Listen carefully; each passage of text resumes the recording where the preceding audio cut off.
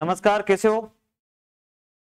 आवाज नहीं आ रही है, इसका मतलब आपकी एनर्जी जो है वो क्या हो चुकी है, अब खत्म हो चुकी है। ठीक है, तो वापस एनर्जी बढ़ाने के लिए तो आया हूं मैं।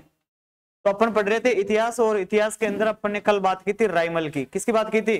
राइमल की। एक बार क्विकली जो है रिवीजन आपका होना चाहिए तेज आवाज के अंदर। ठीक है, अच्छा, राइमल जो है वो किसका पुत्र है? किसका पुत्र है? कुंभा की हत्या कौन करता है? उदा। और उदा को जो है राइमल ने कौन कौन से युद्धों के अंदर पराजित किया था? जावर और दाड़िमपुर के युद्धों के अंदर जो है पराजित किया गया था। किसको?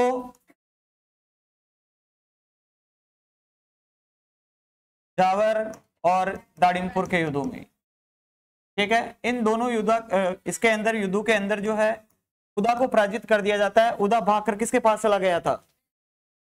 किसके पास? गयास शाह के पास। ठीक है, और गयास शाह जो है कहां का सुल्तान है? मालवा का। गयास शाह ने वापस जो इसको रेस्पॉन्स दिया था वो पॉजिटिव था या नेगेटिव था? सकारात्मक उत्तर दिया था या? हाँ, सकारात्मक उत्तर देता है, उसको कहता है कि बिल्कुल मैं आपकी हेल्प करूंगा। लेकिन वापस गयास शाह के टेंटू से जब उदा गुजर रहा था, अपने टेंट की ओर जा रहा था, तो रास्ते के अंदर आकाशीय बिजली के गिरने से इसकी क्या हो जाती है? मृत्यु हो गई थी। ठीक है, कालांतर के अंदर फिर राइमल ने है जो किसको पराजित किया? गयास शाह को भी पराजित किया था। ठीक है, फिर हमने इसकी जो कल्चर अचीवमेंट की बात की थी कि इसने क्या क्या कार्य करवाए थे। तो राइमल ने जो है सबसे पहले अगर देखा जाए तो चित्तौड़ के अंदर कौन से मंदिर का निर्माण करवाया था? अद्भुत या हाँ, शिव मंदिर का निर्माण करवाया था। फिर हमने बात की थी कि अन्य जो है अद्भुत मंदिर भी है, वो कौन कौन से हैं? शांतिनाथ जैन मंदिर जो कहां पर है? नागदा। और एक मंदिर और है जिसे समिदेश्वर मंदिर कह दो या मोकल मंदिर कह दो या त्रिभुवन नारायण मंदिर कह दो। ठीक है, उसके बाद अपन ने ये बात की थी कि राइमल जो है, राइमल की एक रानी है जिसका नाम क्या है? श्रृंगार कंवर। श्रृंगार कंवर किसकी पुत्री थी भाई? राउत जोधा की। कौन सी संधि के तहत इसकी शादी की थी? आउल बाउल की संधि। कब हुई थी? 1453 के अंदर। श्रृंगार कंवर ने चित्तौड़ के अंदर एक जगह पड़ती है गोसुंडी, और इस गोसुंडी नामक स्थान पर एक बावड़ी का निर्माण करवाया था। ठीक है, और गोसुंडी और गोसुंडा दोनों ही चित्तौड़ के अंदर है, ध्यान रख लेना। तो गोसुंडी के अंदर बावड़ी का निर्माण करवाते, और अपन ने बात की थी यहाँ पर गोसुंडी अभिलेख की। तो गोसुंडी जो अभिलेख था वो कब का है? गोसुंडी जो अभिलेख है यह है 2री शताब्दी ईसा पूर्व का। कब का है? हाँ,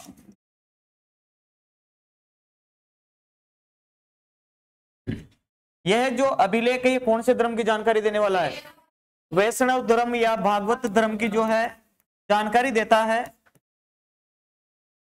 और इस धर्म की जानकारी देने वाला ये राजस्थान का प्राचीनतम ग्रंथ माना जाता है, सॉरी अभिलेख माना जाता है।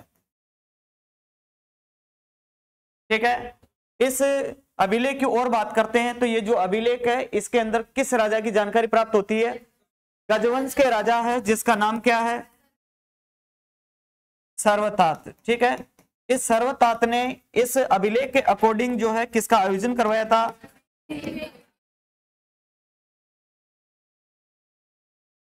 यही पढ़ा था। फिर हमने बात की थी कि राइमल के जो है टाबर कौन कौन से थे, और उनमें से अगला जो शासक है मेवाड़ का वो कौन बनेगा। ठीक है, तो इसकी अपन बात कर रहे थे। तो इसकी जो कहानी है वो मैंने आपको कल भी सुनाई थी, लेकिन एक बार कोई नए स्टूडेंट है आज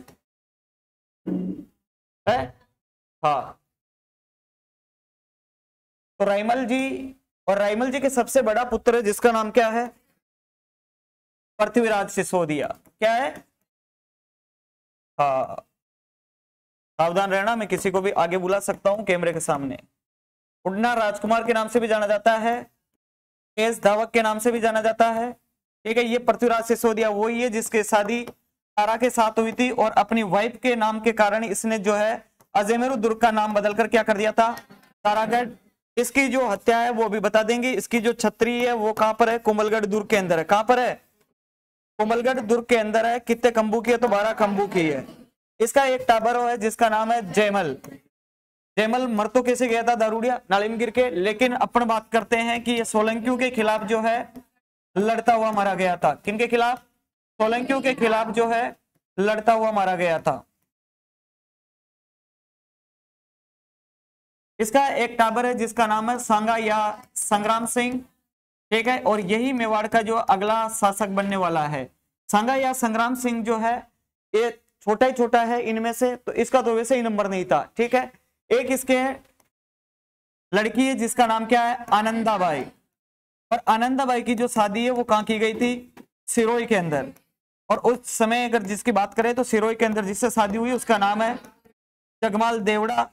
यह भी दारूडिया था, ठीक है, दारू पी के बेवड़ा होता और आनंदा के आनंद लेता था, कभी लेफ्ट कभी राइट कभी अप कभी डाउन, डिस्को पे डांस करवाता तमंचा दिखा के, ठीक है। तो छोरी को ज्यादा ही परेशान कर दिया था, ठीक है। इसकी भी कहानी आ जाएगी आपके सामने। तो राइमल जी है, इसके सबसे बड़ा पुत्र पृथ्वीराज सिसोदिया है। तो बेसिक सी बात है कि जो बड़ा है वो उत्तराधिकारी होगा, यानी कि राजगद्दी जो धारण करेगा वो कौन करेगा, पृथ्वीराज सिसोदिया। लेकिन यहाँ पर जो पृथ्वीराज सिसोदिया और जयमल दोनों नहीं बनते हैं, अगला जो शासक बनेगा वो सांगा। लेकिन ऐसा क्या जो घटनाएं घटित हो गई थी कि सांगा का नंबर आ गया, ठीक है। और सांगा भगवान से माड़ा ही यही फेरता होगा कि भगवान ये दोनों मर जाए और मेरा नंबर आ जाए, है ना। मरने से पहले इसको काना और कर गए थे। तो पृथ्वीराज सिसोदिया जो ये बड़ा ही बड़ा टाबर है, ये उड़ना राजकुमार के नाम से या तेज धावक के नाम से भी जाना जाता है, क्योंकि ये किसके ऊपर दौड़ता रहता था पूरे दिन, घोड़े के ऊपर, ठीक है। आधी प्रति नींद तो ऊपर ही निकालता था घोड़े पे ही। हुआ क्या दोस्तों कि अपने एक ठिकाना पड़ता था इधर टोडा, ठीक है। यही टोडा राइसिंग जो अभी मिलाया गया है टोंक से तोड़कर किसके अंदर, केकड़ी जिले के अंदर, ठीक है। हाँ, इस टोडा के अंदर जो वंश था वो था सोलंकी। यहाँ पर जो राज कर रहे थे वो कौन से राजपूत थे, सोलंकी राजपूत थे। इन सोलंकियों के एक टाबरी थी तारा। और हुआ क्या, इस टोडा पे मुस्लिमों ने अटैक कर दिया, कहां वालों ने, अजमेर वालों ने। तो अजमेर के जो मुस्लिम है इन्होंने अटैक किया, और अटैक के दौरान जो है टोडा इनसे छीन लिया जाता है। ये यहाँ से भागते हैं और भाग के मेवाड़ पहुंच गए, किसकी शरण में, राइमल के शरण में। राइमल जी को जाके कहते हैं कि महाराज आप हमारी हेल्प कीजिए, हमें वापस क्या दिलाओ, टोडा दिलाओ। लेकिन इधर जो है राइमल ने वापस इनसे क्वेश्चन कर लिया और कहा कि बदले में मुझे क्या मिलेगा। तब उन्होंने कहा कि भाई हमारे एक टाबरी है तारा, और बिल्कुल दिखने में तारा जैसी है, तो उसकी शादी जो है इन तीनों में से एक के साथ आपको होगी, उसके साथ करवा देंगे। लेकिन हमारी शर्त यह है कि वही राजकुमार जाएगा और टोडा जीत के लेके आएगा। सबसे बड़ा है पृथ्वीराज। पृथ्वीराज के पास में सबसे पहले ऊपर गया। पृथ्वीराज को जब ये बात पता चली, पृथ्वीराज ने कहा कि कोई बात नहीं है, टोडा ही तो जीतना है, तो टिंगुड़ी का खेल है, यूं गया यूं आ जाऊंगा। पृथ्वीराज से जो है सबसे पहले इसकी शादी की बातचीत हो जाती है। इस बात की खबर लगती है जयमल को। जयमल तुम जैसा बावड़िया था। जयमल के भाई साहब दिल की धड़कनें बढ़ गई। जयमल को लगा कि भाई तो वैसे एंजॉय करता रहता है, घोड़े पे इधर उधर दौड़ फोड़ करता रहता है, तो पता नहीं कौन कौन से बगीचे के अंदर कौन कौन से फूलों का रस लिया है, लेकिन अपनी जिंदगी भी रुकी सुखी पड़ी है रेगिस्तान के जहाज की जैसे, ठीक है। तो अपने भी लाइफ के अंदर रंगीन रातें हो जाए। तो जयमल अपने पापा के पास जाता है रोता रोता, ठीक है।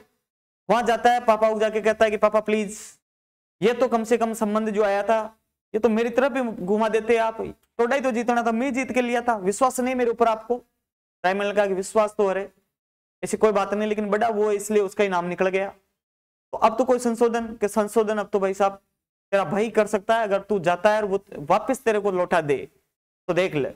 इधर से जो जयमल है अपने भाई पृथ्वीराज के पास जाता है, पृथ्वीराज को जाके कहता है कि पृथ्वीराज आप बड़े हो, आपको तो पता है कि आप तो सब कुछ एंजॉय कर चुके हो, लेकिन हमारी जो लाइफ है ये थोड़ी सी बेरंग हो रखी है, तो हम भी हमारी जिंदगी में रंग भरना चाहते हैं, इसलिए प्लीज एक संबंध है ये हमें दे दो, टोडा में जीत के लिए आऊंगा। पृथ्वीराज ने कहा कि मंगता ले ले, रोना रिकाड़ा बंद कर फालतू के अंदर। और पृथ्वीराज समझदार भी था थोड़ा, उसको लगा कि यार भाभी इसकी तो भाभी लगेगी, आ भी जाएगी तो रात के अंदर ताक जाग करेगा, कहीं फालतू के अंदर चुंगटिया भर गया चलता पड़ता है तो लपड़ा हो जाएगा। इसलिए पृथ्वीराज ऊपर को इधर जो है अग्रेसित कर देता है। इधर आता है, जयमल कहता है कि भाई साहब एंजॉय। जयमल की और सोलंकी की बातचीत हो गई। सोलंकी ने कहा कि पहले टोडा जीत के लिए आना, उसके बाद जो है चोरी से मुलाकात करवा देंगे, हमको तेरी शादी करवा देंगे। जयमल अपने दोस्तों को लेकर दारू पार्टी करने चला गया कि अपनी सगाई हुई है, और सगाई के दौरान की जो पार्टी चल रही थी उस पार्टी के अंदर दोस्त होते हैं भाई साहब नंबर 1, आपको पता ही है कैसे होते हैं। अगर किसी दोस्त के अच्छी लुगाई आती है तो दूसरे का कालजा वैसे ही बढ़ जाए, ठीक है। और तुम में से भी होगा कोई ऐसा जिसका कालजा बढ़ता हो, हाँ। और तुम में से अगर किसी का खूबसूरत महिला या वाइफ है तो आप कुछ नसीब हो, ये मानो। लेकिन कुछ नसीब बस यहां तक ही हो कि आप उसकी बॉडी देख रहे हो, ध्यान बहुत ज्यादा रखना पड़ता है फिर, है ना, नहीं तो अजय ऐसे कुछ। तो यहाँ जो जयमल है इस जयमल के पास भी ऐसी बातचीत हो रही थी और जयमल उन दोस्तों की बातों में आ गया और दोस्तों ने कहा कि अभी तक भाभी जी को देखा नहीं तूने। जयमल ने कहा कि नहीं देखा यार, हमारे बीच में अनुबंध हो रखा है, पहले मैं टोड़ा जीतूंगा उसके बाद जो है वो मेरी शादी करवाएंगे। दोस्तों ने कहा कि नहीं, गलत बात है, कहीं जो है लड़की कानी खोड़ी लूली लंगड़ी हो और तू पागल हो जाए फालतू के अंदर, उसके चक्कर में लड़ने जाए वहीं शहीद हो गया तो देख तो पहले एक बार थोबड़ा कैसा है। जयमल वहां से नशे नशे के अंदर जो जहां सोलंकी को रोका गया था मेवाड़ में, वहां चला गया। जाके दरवाजा नॉक करता है, अंदर से सोलंकी आते से पूछते कि भाई क्या हुआ महाराज, इतने लेट नाइट इधर क्यों? उसने कहा कि मुझे तारा से मिलना है। सोलंकी ने कहा कि अनुबद्ध हो रखा है, शर्त रखी है हमने पहले, थोड़ा जीत के आ जा, हम खुद तेरे को जो है तारा से मिलाएंगे। नहीं मानता है, जबरदस्ती करने लग जाता है। तब उन्होंने कहा कि महाराज एक बार टोड़ा जीत, उसके बाद मिलाएंगे नहीं, शादी करवाएंगे, सुहागरात तक हम मनवाएंगे, तेरी सैया हम ही सजा देंगे, बस अभी तू यहां से चला जा। नहीं जाता है तो लड़ाई झगड़ा हो गया और उसके अंदर आपस के अंदर थाप तपोले हुए। 2-4 सोलंकी ने मारी होगी कि नशा उतर जाए, हल्का हो जाए। उन 2-4 रेपटे खाता है, वहां से आगे गया, कहीं नाले वाले के अंदर गिर गया, इसलिए इसकी मृत्यु हो गई थी।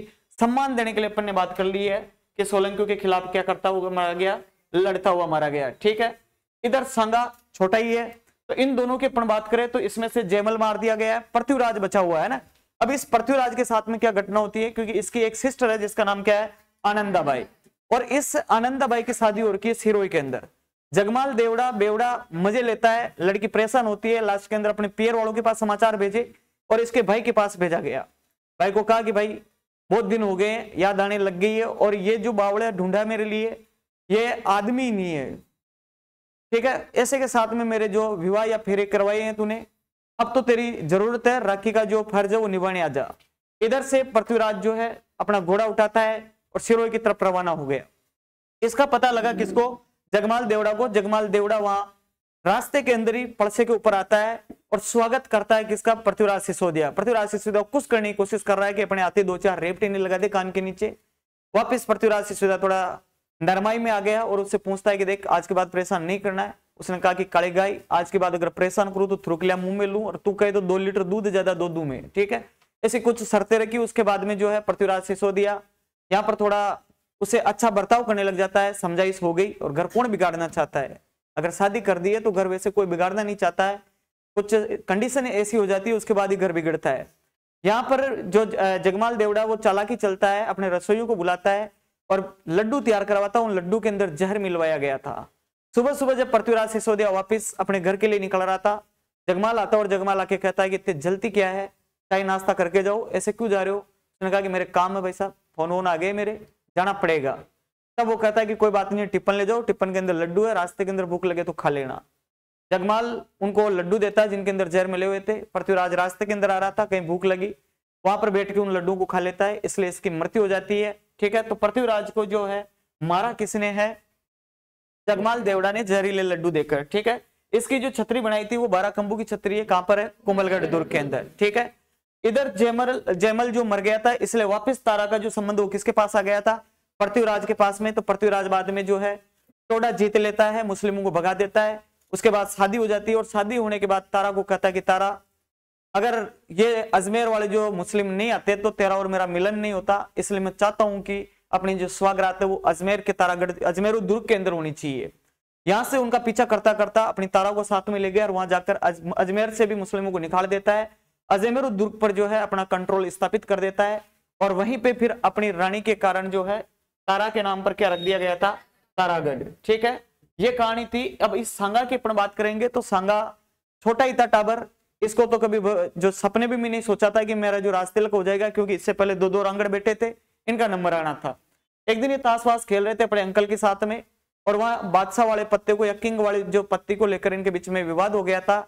इसलिए पास के अंदर एक गांव पड़ता था भीमल गांव, वहां पर चारण जाति की महिला थी, उस महिला के पास में जाते हैं हाथ दिखाने के लिए।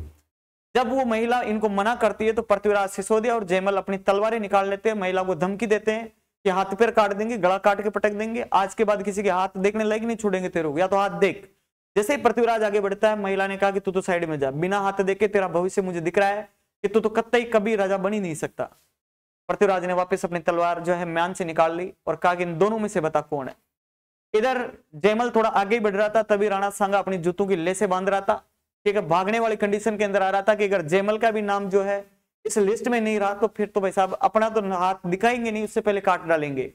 यहां से जो जैसे जयमल आगे बढ़ता है, हाथ दिखाता है और हाथ दिखाते ही महिला मुस्कुराती और मुस्कुरा के कहती कि ना तेरी भी ऐसी कोई भविष्यवाणी नहीं है, तुम जल्दी ही मरोगे वैसे दोनों ही। ये सुनते ही सांगा पे अटैक किया गया तो काका इनका जो अंकल था वो बीच में आता है, बीच बचाव करता है, लेकिन सांगा यहाँ से भाग रहा था तो तलवार फेंकी गई और तलवार की जो पीछे का जो हत्था होता है मुट्ठी, उससे इसकी आंख फूट जाती है। तो राणा सांगा जो है अपने भाइयों के साथ में विवाद हो गया था और इस विवाद के साथ में ही क्या हो जाता है, ये एक आंख खो बैठता है। क्या हो गई थी, यानी कि इसकी जिंदगी की जो शुरुआत हो चुकी है। बॉडी पे 80 घाव थे सांगा के, ठीक है, सैनिकों का भग्नावशेष कहा जाता था इसको। पहला घाव तो अपने भाइयों ने दे दिया, आंख फोड़ दी।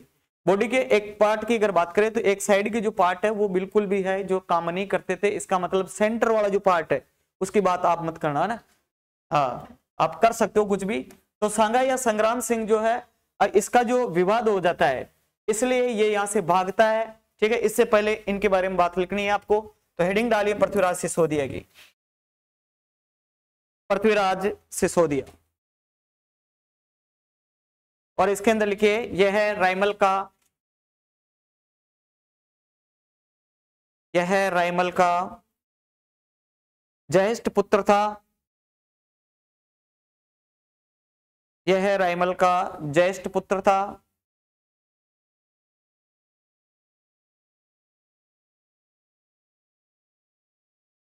नेक्स्ट लाइन में लिखिए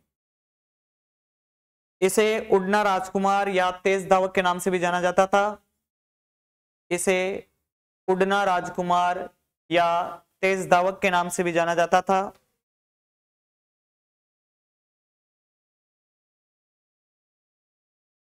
तेज धावक के नाम से भी जाना जाता था।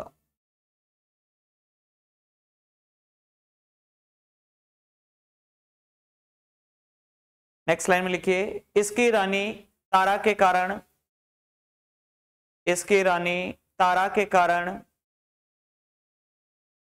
अजयमेरु दुर्ग का नाम,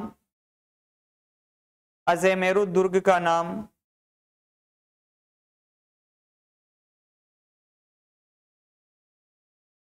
अजयमेरु दुर्ग का नाम तारागढ़ रखा गया, तारागढ़ रखा गया।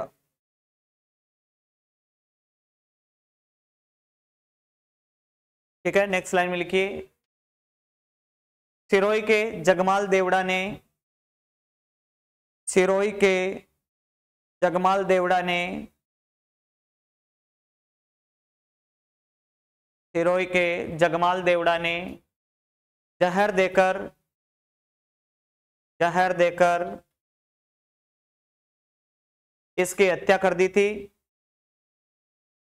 जहर देकर इसकी हत्या कर दी थी।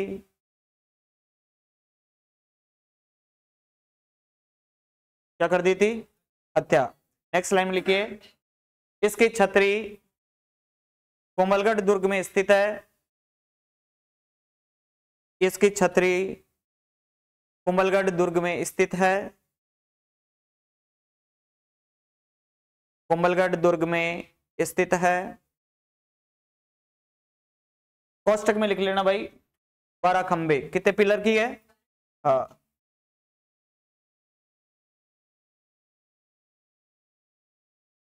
ठीक है, उसके बाद आपको हेडिंग डालनी है जयमल की, जयमल की।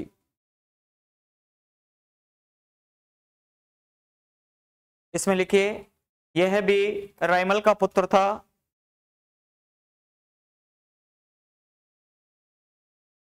यह भी राइमल का पुत्र था। चाय पियोगे, शॉर्ट हो गई ना क्योंकि ठंडी हो गई, इसलिए मैं सोच रहा हूं कि आप में से कोई पीना चाहो तो पी सकता है। यह भी राइमल का पुत्र था। नेक्स्ट लाइन में लिखिए यह सोलंकियों के खिलाफ लड़ता हुआ मारा गया।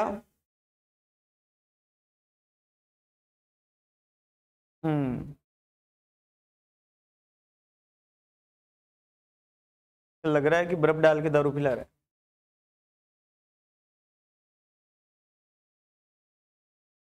यह सोलंकियों के खिलाफ लड़ता हुआ मारा गया। अगली हेडिंग डालिए, आनंदाबाई की भी डाल लो भाई हेडिंग, है ना। आगे जब मैं मारवाड़ पढ़ाऊंगा तब वापस आनंदाबाई का एक क्वेश्चन पूछूंगा मैं आपसे, याद रखना ना। आनंदाबाई की हेडिंग डालिए, लिखिए यह है रायमल की पुत्री थी, यह है रायमल की पुत्री थी।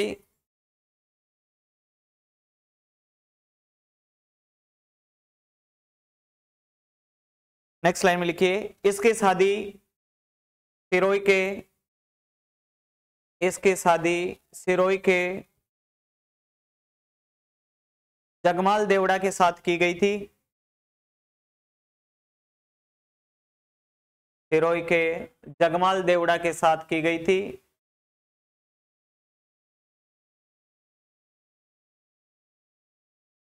किसके साथ की गई थी? जगमाल देवड़ा के साथ, है ना। अब आपका जो मेन टारगेट है वो अगला शासक कौन बनेगा? सांगा। तो राणा सांगा की हेडिंग डाली भाई।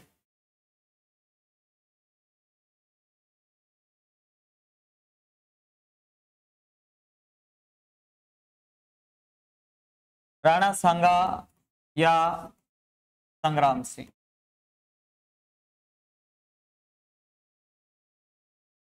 टाइम पीरियड डालिए इसका 1509 से 1528 तक।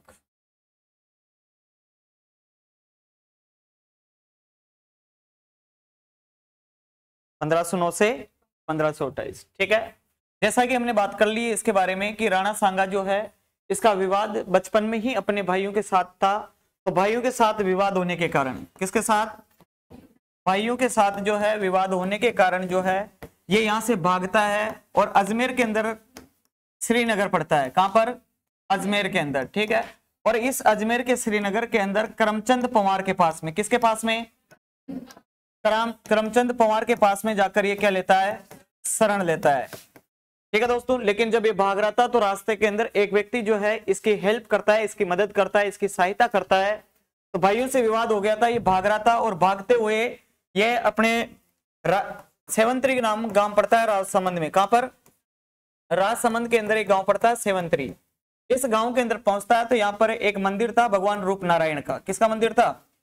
भगवान रूप नारायण का मंदिर था। और इस मंदिर के अंदर मारवाड़ की तरफ से एक व्यक्ति आया जिसका नाम है बीदा जेतमालोत। कौन आया हुआ था?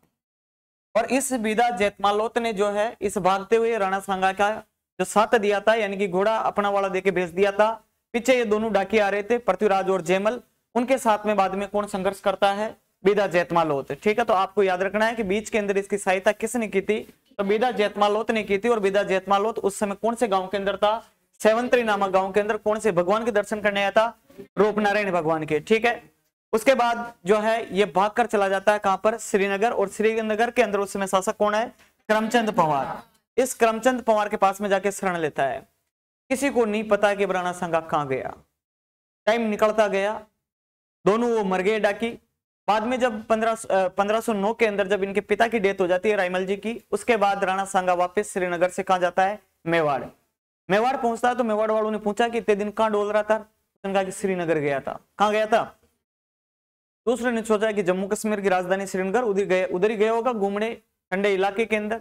तब उसने कहा कि उधर वाले मत सोचो यार, अपने अजमेर के श्रीनगर के अंदर गया था और वहां शरण लेके बैठा होता। किसके पास में? करमचंद पंवार के पास में, ठीक है। तो जब इनके पापा की मृत्यु हो जाती है उसके बाद में इसका जो है राजतिलक किया जाता है। तो राणा सांगा का जो राजतिलक किया गया था वो किया गया था 5 मई 1509 को। कब किया गया था? 5 मई 1509 को जो है इनका राजतिलक किया गया था।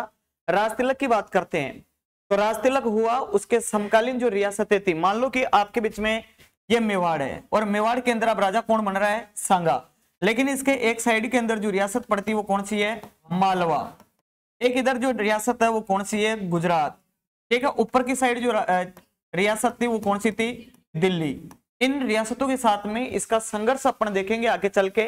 लेकिन एक बात गांठ बांध लेना, जो जब इसका राजतिलक किया जा रहा था, यानी कि इस समय यहां पर जब सांगा का राजतिलक किया जा रहा है, उस समय मालवा के अंदर जो सुल्तान है, उस समय जो गुजरात के अंदर सुल्तान है, उस समय जो दिल्ली का सुल्तान है, इन तीनों के साथ में राणा सांगा का कोई भी संघर्ष नहीं होता है। याद रखना है बिल्कुल, क्योंकि आप कंफ्यूजन में रहोगे बाद। क्योंकि आपसे क्वेश्चन पूछने वाला ये पूछेगा कि राणा सांगा का जो दिल्ली के किस शासक के साथ में जो है संघर्ष रहा, और आपने पढ़ा है किसके साथ में? इब्राहिम लोधी, पढ़ा है ना। अब इब्राहिम लोदी आपने पढ़ लिया तो आपके दिमाग में एक चीज क्लिक करेगी कि यार इब्राहिम लोदी दिल्ली का सुल्तान था उस समय, क्योंकि युद्ध करता है कातोलिक और इनके। तब अगर वो क्वेश्चन घुमा के ऐसे पूछ ले कि जिस समय राणा सांगा का राजतिलक किया जा रहा था उस समय मालवा का या दिल्ली का सुल्तान कौन था, तो उस समय दिल्ली का सुल्तान फिर आप तो वही बताओगे क्योंकि उसके साथ लड़ाई हुई थी, इसका मतलब वही होगा, लेकिन वो नहीं था, उसकी जगह था सिकंदर लोदी। कौन था? तो जब इसका राजतिलक किया जा रहा था तो उसकी अपन बात करते हैं।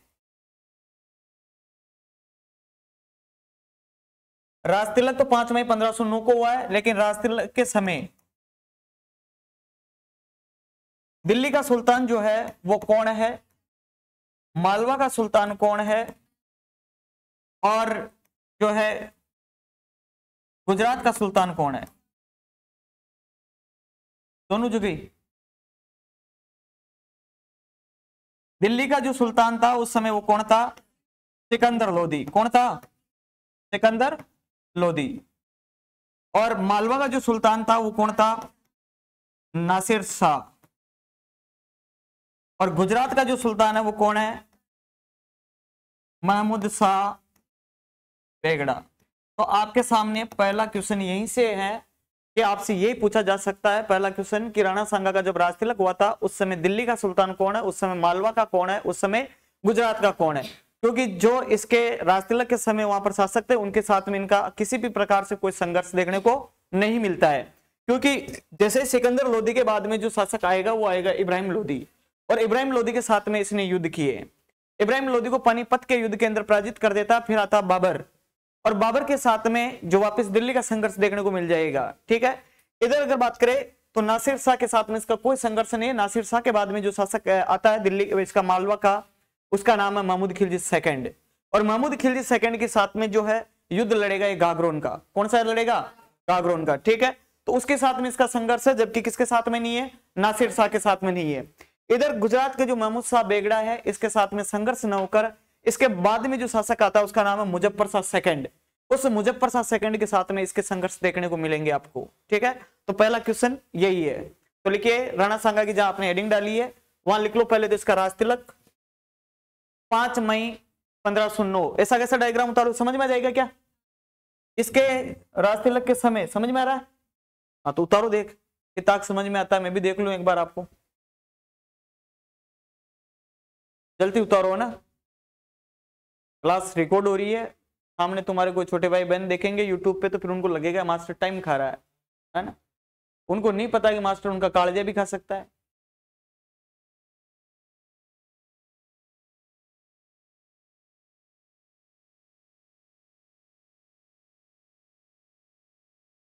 और कल से अपन एक अलग से सीरीज भी चलाएंगे, बिल्कुल ऐसे चमचमाती हुई लाइटों के सामने मैं आपको भी लेके आऊंगा, आपका भी चेहरा गोरा कर देंगे।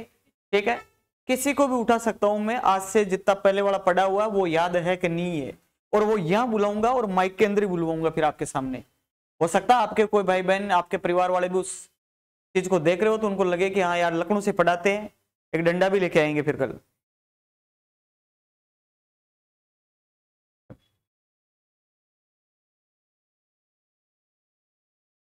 बेगड़ा, हाँ बेगड़ा ही, और क्या है? अरे बड़ागी बड़ा मुंडा की महमूद साहब बेगड़ा है, आपने सुना होगा देवड़ा। हाँ बेगड़ा ही है तो बेगड़ा ही है। आगे आगे बैठ के टमटमी गलतियां करती है तू। उतार लिए भाई। तो राजतिलक के समय आपसे कोई पूछ ले कि राणा सांगा के राजतिलक के समय दिल्ली का सुल्तान कौन था, मालवा का कौन है, गुजरात का कौन था, इनके साथ कोई संघर्ष नहीं है। ध्यान रख लेना, नोट लगा के लिख लो चाहो तो आप नीचे। राणा सांगा का इनके साथ कोई संघर्ष नहीं था, राणा सांगा का इनके साथ कोई संघर्ष नहीं था।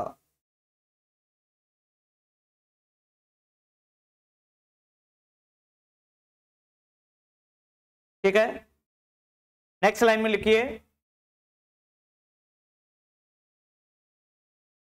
राणा सांगा का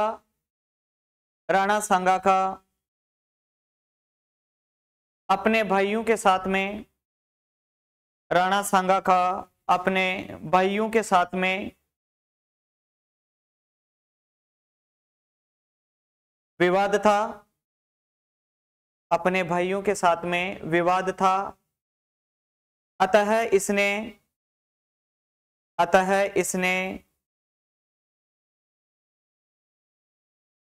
अजमेर के श्रीनगर में करमचंद पवार के पास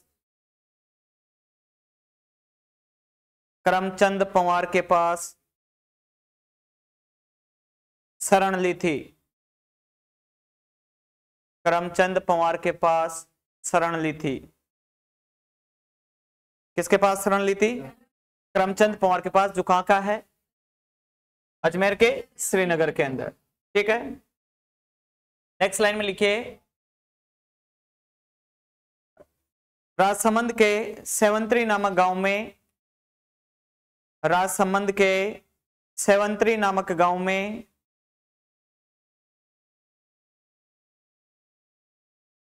बीदा जैतमालोत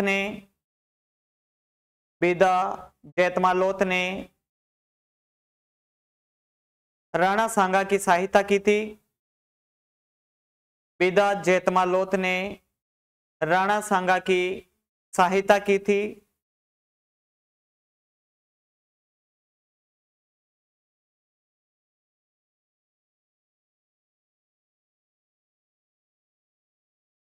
ठीक है, इसके बाद अब इसके संघर्ष देख लेते हैं अपन कि सबसे पहले अपन देखेंगे दिल्ली के साथ में। किसके साथ में? दिल्ली के साथ में। तो दिल्ली वर्सेज मेवाड़। ठीक है, अब दिल्ली का जो सुल्तान है वो अपने बात कर ली थी कि राजतिलक के समय तो कौन था? सिकंदर लोदी, यानी कि उसके साथ कोई संघर्ष नहीं है। अगला ही आएगा, तो अगला जो आया उसका नाम क्या है? इब्राहिम लोदी। कौन आया था? इब्राहिम लोदी। ठीक है, तो इस इब्राहिम लोदी के साथ में जो है मेवाड़ का राजा कौन? राणा सांगा। तो राणा सांगा का जो संघर्ष है वो देखने को जो है बात करेंगे। तो इसके साथ में दो संघर्ष होते हैं राणा सांगा के। इब्राहिम लोदी के साथ में कितने संघर्ष हुए हैं? दो जो संघर्ष हुए हैं वो कौन कौन से हुए हैं? खातौली का युद्ध हुआ है। ठीक है, और खातौली का जो युद्ध हुआ वो कब हुआ है?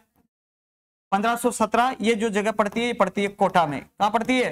कोटा के अंदर। अगला जो हुआ है अगले ही साल वो हुआ है बाड़ी का युद्ध। किसका युद्ध हुआ है? बाड़ी बसेड़ी धौलपुर। ठीक है, तो बाड़ी का युद्ध होता है, ये होता है 1518 के अंदर, और ये जगह जो पड़ती है कहां पड़ती है?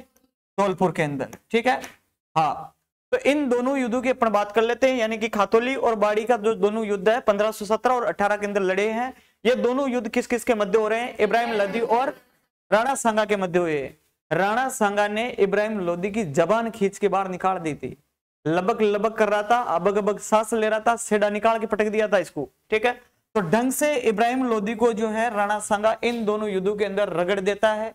ऐसी रेल बना दी थी कि चल इलेक्ट्रिक रही थी लेकिन धुआं छोड़ रही थी। क्या छोड़ रही थी? धुआं। तो इब्राहिम लोदी को राणा सांगा ने कौन कौन से युद्धों के अंदर पराजित किया है? खातौली का युद्ध और बाड़ी का युद्ध। ठीक है, खातौली का युद्ध कब लड़ा गया है? और बाड़ी बसेड़ी का। ठीक है, इन दोनों के अंदर जो जीत है वो जीत हुई है किसकी?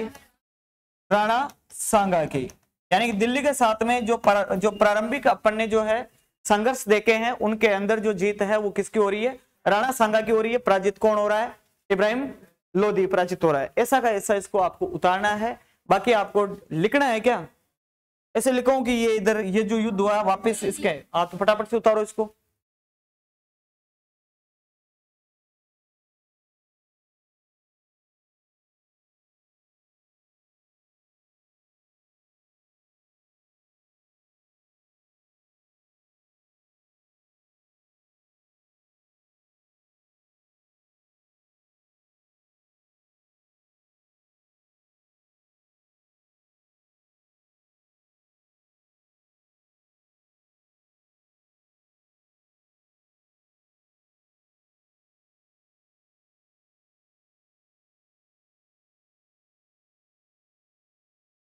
उतार लिया? जल्दी उतार लिया करो, है ना। बाकी दूसरी चीजें उतारने के लिए कह दे तो कब की उतर जाए वो, इतना वेट नहीं। हाँ देख पीछे से लड़या।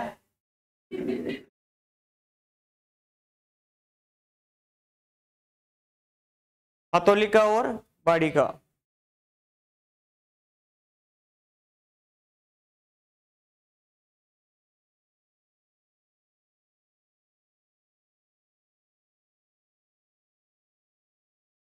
एक एक अक्षर मत देखो और फटाफट लिखो। एक बार पढ़ने पे याद नहीं होता क्या आपको? ये बादामें ज्यादा खाते होंगे आप। बादामें नहीं खानी है, गुरुजी की ठोकरें खानी है। ठीक है, बलबन का अंगूठा लो फिर, नहीं तो बढ़ा दू आगे। इन दोनों युद्धों के अंदर जीत कौन रहा है? राणा सांगा जीत रहा है। ठीक है, यानी कि दिल्ली का जो प्रारंभिक संघर्ष था वो इब्राहिम लोदी के साथ में था और उसमें इब्राहिम लोदी को ये क्या कर देता है? पराजित कर देता है। ठीक है, इसके बाद में आप मालवा के साथ में संघर्ष देखो। किसके साथ में? मालवा वर्सेज मेवाड़। अब ये जो संघर्ष हुए हैं, इस संघर्ष के कारण देख लेते हैं कि क्यों हुए हैं। तो मालवा वर्सेज मेवाड़ के संघर्ष की अगर बात करते हैं तो संघर्ष के जो कारण है वो क्या क्या कारण रहे होंगे? पहला कारण तो यह है कि जो राणा सांगा दिल्ली के सुल्तान इब्राहिम लोदी को धूल चटा रहा है, उसका हेडा निकाल रहा है, उसकी लाड़े पटका रहा है, तो वो आदमी मालवा पे अधिकार नहीं करना चाहेगा क्या? जो भाई दिल्ली पे अधिकार कर लेता है वो बिल्कुल मालवा पे भी अधिकार करना चाहता है। तो पहली चीज तो इसके पास यही आ गई है कि राणा सांगा जो है उत्तरी भारत पे, किस पे? उत्तरी भारत पर राणा सांगा जो है अपना नियंत्रण स्थापित करना चाहता है। यानी कि अपना जो कंट्रोल है उसको कहां तक फैलाना चाहता है? उत्तरी भारत की अगर बात करें तो पूरे ऊपर तक, यानी कि हिमालय तक जाना चाहता है अगला व्यक्ति, तो इसको कंट्रोल में लाना चाहता है। और उस समय की अगर बात करें तो राणा सांगा उसमें पावरफुल भी था कि दिल्ली वाले सुल्तान को हरा रहा है, तो इसको लगा कि मालवा वाले को भी हरा देते हैं। ठीक है, और बिल्कुल हराता भी। तो पहला कारण तो याद रखना है कि राणा सांगा इसकी साम्राज्यवादी नीति है, ये उत्तरी भारत पे अपना जो अधिकार या आधिपत्य स्थापित करना चाहता है, इसलिए मालवा भी जीतना क्या है? आवश्यक है। ठीक है, दूसरी अगर अपन बात करें तो यहां पर जो मालवा की जो आंतरिक स्थिति थी, यानी उस स्थिति की अगर बात करें तो अंदर जो है कलह चल रहा था और राणा सांगा को लगा कि भाई साहब इस कंडीशन के अंदर मालवा पे अटैक कर देते हैं तो आप जो है आसानी से इसको क्या कर लेंगे? जीत पाएंगे। तो जो मालवा की जो आंतरिक स्थिति वो कमजोर थी, मालवा की इंटरनल जो सिचुएशन थी, आंतरिक स्थिति, वो बहुत ही ज्यादा कमजोर थी और इसका जो है फायदा उठाना चाहता था कौन? राणा सांगा। तीसरी अगर अपन बात करें तो एक मामला यहां गंभीर हो गया था और वो तीसरी जो शर्त है उसके अकॉर्डिंग ये थोड़ा विवाद लंबा चल जाता है। यहां होता है क्या है कि मालवा के अंदर एक जगह पड़ती है चंदेरी। कौन सी जगह पड़ती है? और चंदेरी के अंदर एक व्यक्ति है जिसका नाम है मेदिनी राय। ये हिंदू है। ये क्या है? हिंदू है। जबकि मालवा का सुल्तान कौन सा है? मुस्लिम। ठीक है, तो चंदेरी का जो मेदिनी राय है, इस मेदिनी राय ने राणा सांगा से, किसे? राणा सांगा से सहायता मांगी थी। किसके खिलाफ? महमूद खिलजी सेकंड के खिलाफ। अब सहायता क्यों मांगी है तो इसके पीछे कारण क्या था मैं बता दूं कि मालवा के अंदर जो भी राजा बनेगा, मालवा के अंदर जो भी किंग बनेगा या बादशाह बनेगा, उसको बनाने वाला जो व्यक्ति है वो कौन है?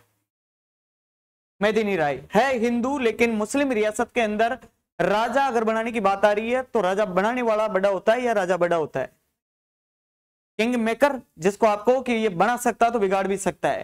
तो ये चंदेरी का मेदिनी राय जो है ये राजतिलक भी किसका कर रहा है? महमूद खिलजी का। किसका कर रहा है? यानी कि मालवा के अंदर जो सुल्तान है वो महमूद खिलजी सेकंड है और इस महमूद खिलजी सेकंड का जो है राजतिलक ही किसने किया है? मेदिनी राय ने। राजतिलक हो गया, सब इनका सिस्टम ठीक चल रहा था, लेकिन ये जो महमूद खिलजी सेकंड है इसकी मुलाकात गुजरात के सुल्तान मुजफ्फर शाह सेकंड से होती है। किससे होती है? मुजफ्फर शाह सेकंड। इससे इसकी मुलाकात होती है और मुजफ्फर शाह सेकंड इसको भड़का देता है। मुजफ्फर शाह सेकंड ने कहा कि शर्म आनी चाहिए, मुस्लिम रियासत है और वहां राजा जो बनाता है वो हिंदू है, तुम्हें कभी ऐसी गिल्टी फील नहीं होती है क्या? महमूद खिलजी सेकंड के कान भरे गए और महमूद खिलजी सेकंड मुजफ्फर शाह सेकंड की बातों में आ गया और वापस आता है और वापस आकर चंदेरी से मेदिनी राय को कहता है बुलाकर कि आप राज्य से निष्कासित तो आज के बाद इधर दिखना नहीं चाहिए। अब अगला व्यक्ति अगर उसको बाहर निकाला जाए तो समकालीन जो रियासतों में अगर बात की जाए तो हिंदू रियासत थी और पावरफुल रियासत थी कौन सी? मेवाड़। तो ये जो चंदेरी का मेदिनी राय ये राणा सांगा के पास में आता है, हेल्प मांगता है कि मेरी जो हेल्प कीजिए। किसके खिलाफ कीजिए? महमूद खिलजी सेकंड के खिलाफ कीजिए। तो तीसरा जो कारण है वो कौन सा है? ये है। ठीक है, और राणा सांगा बिल्कुल जो है इसकी हेल्प करेगा। इसकी क्या करेगा? हेल्प करेगा। और उल्टा इस जो मेदिनी राय है इसको एक दुर्ग देगा राजस्थान के अंदर, गागरोन दुर्ग। कौन सा दुर्ग देता है? गागरोन दुर्ग दे देता है और वहां आकर जो है मेदिनी राय आराम से अपनी लाइफ एंजॉय करता है। राणा सांगा ने कहा कोई बात नहीं, मांगता है, तेरे ऊपर भरोसा नहीं था, तू अपने यहाँ पर आराम से एंजॉय कर, चिल कर, तेरी जो व्यवस्था चाहिए वो बता देना। तो गागरोन का दुर्ग दे दिया था राणा सांगा ने किसको? मेदिनी राय को। मेदिनी राय यहाँ पर आकर आराम से रहने लग जाता है और इस गलतफहमी के अंदर आ जाता है कौन है, महमूद खिलजी सेकंड। महमूद खिलजी सेकंड को लगा कि यार राणा सांगा के पास गया, राणा सांगा शायद डर रहा है इसलिए मेरे पास अटैक करने ही नहीं आया। तो ये महमूद खिलजी सेकंड जो है हवा में आ जाता है और वहां से सेना लेकर जो है अटैक कर देता है किस पर, मेदिनी राय पे। और उस समय मेदिनी राय जो है कहां पर बैठा हुआ था, गागरोन दुर्ग पे। तो अगला जो युद्ध हो रहा है वो कौन सा होगा, गागरोन का युद्ध, ठीक है। और गागरोन के युद्ध की अगर बात करें तो ये कब लड़ा गया था, 1519 के अंदर लड़ा गया था। किस किस के मध्य है, तो मालवा वर्सेज मेवाड़, ठीक है। मालवा का जो सुल्तान है वो कौन है, तो महमूद खिलजी, कौन है, महमूद खिलजी सेकंड। अरे याद तो हो रहा है कि नहीं हो रहा है, हाँ। और मेवाड़ के अंदर जो सुल्तान है या राजा है वो कौन है, राणा सांगा। इन दोनों के मध्य जो है ये युद्ध होता है। इस युद्ध के पहले वाले अपन ने बातें की थी कि भाई ये युद्ध क्यों हो रहा था, इसके पीछे संघर्ष के कारण क्या रहे थे। तो पहला संघर्ष का कारण तो है कि जो राणा सांगा है वो उत्तरी भारत पे अपना कंट्रोल स्थापित करना चाहता था, इसलिए उसे मालवा पे भी अपना आधिपत्य स्थापित करना था। दूसरे अगर कारण की बात करें तो मालवा की जो आंतरिक स्थिति थी उसके अंदर कलह मचा हुआ था। और आप देसी लैंग्वेज के अंदर जब गांवों के अंदर कहते ही हो कि कोई गरीब आदमी और उसको परेशान किया जाता है तो उसके मुंह से ये निकलता है कि गली बाड़ पे तो और कोई पैर दे देवे, ठीक है। तो जब आंतरिक स्थिति इतनी वीक थी तो उसका फायदा उठाना चाह रहा था कौन, राणा सांगा। तीसरे कारण की अपन बात करते हैं तो जो चंदेरी का मेदिनी राय था वो महमूद खिलजी सेकंड के खिलाफ राणा सांगा से जो है सहायता की मांग करता है, इसलिए राणा सांगा उसको क्या करता है, सहायता प्रदान करता है, ठीक है। और उसके बाद में जो युद्ध हुआ है वो कौन सा हुआ है, गागरोन का युद्ध हुआ है, जो कब लड़ा गया है, 1519 के अंदर लड़ा गया है। और इस युद्ध के अंदर भी जो जीत होती है वो किसकी होती है भाई, राणा सांगा की जीत होती है। अब राणा सांगा की जो जीत हुई है इसके पीछे कैसा सीन बना था, यहाँ पर महमूद खिलजी आता है और गागरोन को चारों तरफ से घेर लेता है। किसको घेर लिया, गागरोन दुर्ग को जो घेर लिया गया था। इस बात का पता पहले ही राणा सांगा को लग जाता है। राणा सांगा अपनी सेनाएं जो जंगल के अंदर आराम से गुरिल्ला पद्धति वाला प्रयोग कर लेता है, छुपा लेता है। जब यहाँ पर अटैक कर दिया गया था उसके बाद राणा सांगा की सेना ने महमूद खिलजी सेकंड की जो सेना थी उसको घेर लिया और घेर कर ढंग से पीटा गया था। उसके बाद महमूद खिलजी सेकंड अपने कपड़े उपड़े खोल खुला के वहां से भागने की कोशिश कर रहा था। लेकिन यहाँ एक व्यक्ति है चारण जाति का जिसका नाम था हरिदास चारण। कौन था, और इस हरिदास चारण ने जो है भागते हुए महमूद खिलजी सेकंड की गर्दन पकड़ी, मुर्गा बनाकर राणा सांगा के सामने पेश किया गया और राणा सांगा इधर से घुटक भरे 2-4। उसके बाद एक पानी का ढोल मंगवाया गया और इस महमूद खिलजी सेकंड की भाई साहब चामड़ी पाड़ दी थी। पानी के ढोल के बेल्ट उगाड़ उगाड़ के पूरी चामड़ी खींच ली थी। उसके बाद में इसको बंदी बना लिया गया था और जेल में डाल दिया गया था। कहां डाल दिया जाता है, जेल के अंदर। उसके बाद एक मुस्लिम इतिहासकार है निजामुद्दीन, और निजामुद्दीन एक स्टेटमेंट देता है, वो कहता है कि लड़ाई के अंदर फतह पाने के बावजूद दुश्मन को वापस रिहा कर देना और उसको जो है उसका वापस राज्य दे देना, इतिहास के अंदर मुझे नहीं मालूम कि ऐसा किसी और ने भी किया होगा। यानी कि वो राणा सांगा की तारीफ कर रहा है कि अपने दुश्मन को गिरफ्तार कर लेता है और गिरफ्तार करने के बाद में भी वापस क्या कर रहा है, रिहा कर रहा है। और रिहा ही नहीं कर रहा बल्कि उसको वापस उसका क्या दे रहा है, राज्य दे रहा है। इसके बेटे को यानी कि महमूद खिलजी सेकंड के बेटे को कुछ महीने तक बंदी बनाया था बाद में, और इसको रिहा कर दिया जाता है। छोटी सी बात थी कि राणा सांगा जो है महमूद खिलजी सेकंड से मिलने गया था जेल के अंदर, तो फूलों का गुलदस्ता लेके चला गया। महमूद खिलजी सेकंड जब उस फूल के गुलदस्ते को देखता है और राणा सांगा से बातचीत करता है तो राणा सांगा जो है उसको जब गुलदस्ता देने की कोशिश करता है महमूद खिलजी मना कर देता है। महमूद खिलजी सेकंड ने ऐसा कहा कि देखिए पहली बात तो यह है कि आप मेवाड़ के राजा हो और मैं मालवा का सुल्तान हूं। अगर फूल देते हो तो वो बराबर वाले को दिया जाता है। गुलदस्ता अगर लेके आते हो तो किसके लिए लेके जाओगे, बराबर वालों के लिए। तो मैं अभी आपके बराबर यानी सम्मान बैठने लायक नहीं हूं क्योंकि मैं आपका बंदी हूं। अभी आप मुझे जेल में डाल के बैठे हुए हो, मेरे हथकड़ियां लगाई हुई है आपने, तो ये फूल मैं उस दृष्टि से तो स्वीकार नहीं कर सकता हूं। और अगर आप मेरे ऊपर रहम करके फूल देना चाहते हैं तो मैं लूंगा नहीं। तो इस बात से जो है राणा सांगा खुश होता है और मोहम्मद खिलजी को कहता है कि जा सिमरन जिले जिंदगी, तो यहां से वापस क्या कर देता है, रिहा कर देता है, ठीक है। लेकिन इसको गिरफ्तार करने वाली बात याद रखना कि गिरफ्तार किया तो किसने था, हरिदास चारण ने। हरिदास चारण जैसे गिरफ्तार करता है वापस राणा सांगा एक बार फॉर्म में आता है राणा लाखा की जैसे, और कहता है कि हरिदास चारण तुझे मैं आधा मेवाड़ दूंगा। क्या दूंगा, हरिदास चारण ने कहा कि अगले बड़ू ने पहले कमाल किए, नटनी को मार गया, अब इधर भाई साहब मेरे को नहीं मरना है। हरिदास चारण ने कहा कि महाराज क्षमा करे, मैं आधा मेवाड़ संभालने लायक नहीं हूं, मुझे अगर आप देना चाहते हो तो 5-4 गांव दे दो जहां मेरा गुजर बसर चल जाए। तो बाद में जो है जो राणा सांगा है हरिदास चारण को 12 गांव देता है। कितने गांव देता है, 12 गांव जो है गिफ्ट के रूप में, उपहार के रूप में देता है कि यहां से जो आमदनी या इनकम प्राप्त होगी वो किसकी होगी, हरिदास चारण की होगी। ठीक है, तो अब आपको लिखना है इस युद्ध से पहले वाली बातें। हेडिंग डालिए मालवा तथा मेवाड़ के मध्य संघर्ष, या डायरेक्ट आप ये उतार लो मालवा वर्सेज मेवाड़ और फिर लिखिए संघर्ष के कारण, संघर्ष के कारण।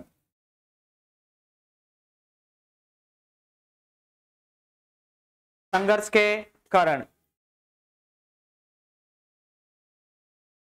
गुजरात के साथ में संघर्ष, किसके साथ में, गुजरात के साथ में जो है संघर्ष।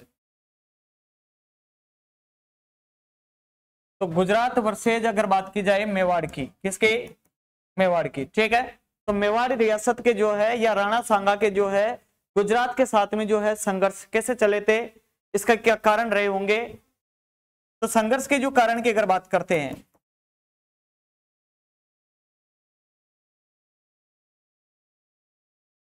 तो पहला कारण तो यह है कि राणा सांगा जो है अब अपनी जो पॉलिसी है उसको बढ़ाना चाहता है।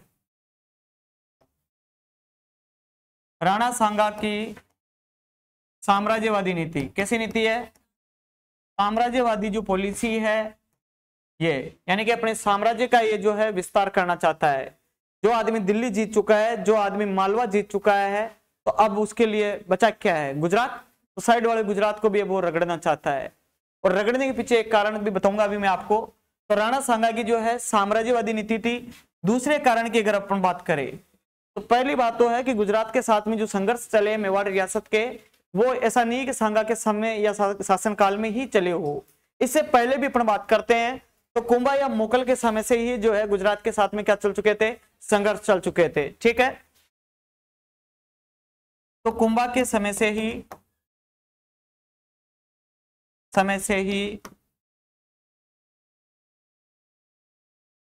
गुजरात के साथ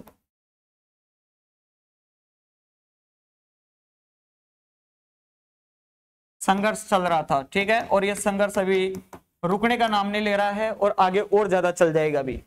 तीसरी अगर अपन कारण की बात करें तो यहां पर जो है कुंभा आपने पढ़ा था, और कुंभा क्या एक कर्द राज्य था, टैक्स पे करने वाला राज्य था, नागौर पढ़ाया था कि फिरोज खां की मृत्यु हो जाती है और शम्स खां और मुजाहिद खां के बीच में शम्स खां आता है और वो कहता है कि मैं टैक्स दूंगा।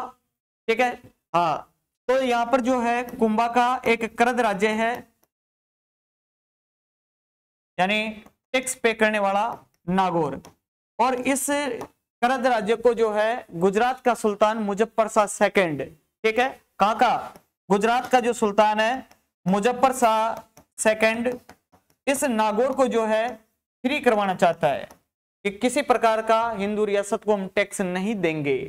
तो एक कारण यह है। तात्कालिक अगर कारणों की बात करें तो चौथा कारण जो है इसका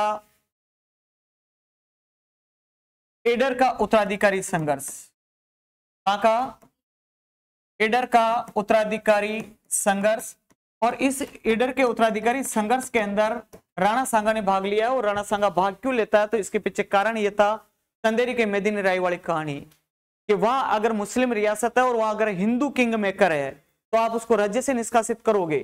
तो एडर जो रियासत है वो राजपूत रियासत है, हिंदू रियासत है, वहां किसको राजा बनना है किसको नहीं बनना, तो ये गुजरात जो है वहां पर क्या नहीं करेगी, निर्धारित नहीं कर सकती है, क्योंकि गुजरात खुद मुस्लिम रियासत है। तो गुजरात के राजा की इतनी पावर कहां से आ गई, क्योंकि एडर में जब भी कोई राजा बनता था तो गुजरात वाला जो सुल्तान है वो इंटरफेयर करता था। राणा सांगा को इस बात का पता लगा, राणा सांगा ने कहा कि तू मुजफ्फर शाह सेकंड, चंदेरी के मेदिनी राय के खिलाफ तो महमूद खिलजी सेकंड को भड़का रहा था, और तेरी इतनी औकात हो गई कि तू अब यहाँ एडर के अंदर राजा किसको बनाना किसको नहीं बनाना तू डिसाइड करेगा। तो इसलिए जो है यह संघर्ष के अंदर माना जाता है, और तात्कालिक कारण था, यानी करंट की अगर बात की जाए तो वो यही था। ठीक है, तात्कालिक कारण। तो एडर का जो उत्तराधिकारी संघर्ष चल रहा था वो चल रहा था किस किस के मध्य, भारमल और राइमल के मध्य। किस किस के मध्य चल रहा है, हाँ, तो एडर के अंदर राजा बनने के लिए इन दोनों के बीच में जो है संघर्ष चल रहा था। और इस संघर्ष की अगर बात करें तो इस भारमल का साथ जो है गुजरात दे रही थी, यानी कौन सी रियासत इसका साथ दे रही है, गुजरात। राइमल का साथ देने के लिए फिर कौन गया, मेवाड़, और मेवाड़ का जो शासक है वो कौन है, राणा सांगा। तो राणा सांगा ने ईडर के उत्तराधिकारी संघर्ष के अंदर रायमल का साथ दिया। तो राणा सांगा ने जो साथ दिया वो किसका दिया है? रायमल का। और इस बारमल का जो साथ दिया है गुजरात के सुल्तान मुजफ्फर शाह सेकंड ने दिया है। किसने दिया है? मुजफ्फर शाह सेकंड जो है वो बारमल का साथ देता है। इस संघर्ष की अगर बात करें तो इस संघर्ष के अंदर राणा सांगा ने जो है बारमल और मुजफ्फर शाह सेकंड दोनों को ही पराजित कर दिया, दोनों को यहां से भगा दिया था पीट के। ठीक है, तो ये जो कारण थे वो कारण अपन किसके देख रहे थे? गुजरात वर्सेज मेवाड़ की अगर बात करें, यानी गुजरात के साथ में जो मेवाड़ के या मेवाड़ के गुजरात के साथ में संबंध कैसे थे और ये संबंध खराब होने के जो कारण थे वो कौन कौन से थे। ठीक है, तो ये समझ में आ रहा है? उतार लोगे आप पक्का? ऐसा तो नहीं होना चाहिए ना।